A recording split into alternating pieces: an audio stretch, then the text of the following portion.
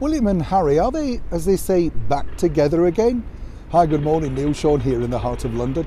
Lovely to have your company today. Very crisp morning today, let me tell you. I don't know about you, but the winter air is really taking hold. I know people think I'm obsessed, don't they, by the weather, but you know, when you go out and film every day, you have to be prepared. I don't know if you know this trick, but a lot of reporters, by the way, if they're standing out somewhere for a long time, say outside 10 Downing Street or somewhere freezing like Buckingham Palace, very windy on that corner, let me tell you. One of the tricks that you can do, by the way, if you are standing for a long time, is this. You get a cardboard box and you stand inside it. Apparently it keeps your feet a little bit warmer. A market trader told me that in Billingsgate Market. Oh yes, that famous market here in London.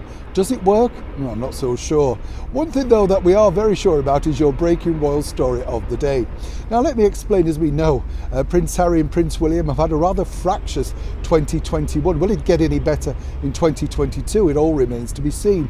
What is interesting though, of course, is the fact that both brothers have seemingly taken a completely different direction. Seemingly at some points, of course, they're doing similar things with charities and stuff like that. But of course, Prince William has, you know, dare I say, shone far and wider. He's done a lot, of course, for this country and for things worldwide. A lot of people are inspired by Prince William, you know. He seems a very gentle soul, but seemingly can get things done, can unite people. Just imagine what it would have been like if all of the Fab Four had have stayed together when they started that Heads Together campaign for mental health. I think they could have been a supreme success. It's such a shame. But really, this story focuses on this particular element. A allegedly esteemed royal historian claims this, basically claiming that Prince Harry and Prince William are indeed back on close terms, and in fact they speak virtually every day. And people should really not read too much into the royal rift. In fact, it's already healed. Now, as I often say here on the show, we like to be fair and balanced, bring you what we know after speaking to the people that matter within palace walls. Now, I don't really want to be scornful. Obviously, this gentleman has a book to sell, a product, and this gets people talking about it. So we're not going to mention the book, and we're certainly not going to give him a plug. But let me tell you this. William and Harry do not speak every day. There has been some correspondence over certain business side of things, as you can imagine. But this is dealt with regards, particularly from Prince William, via his private secretary. It's at that level.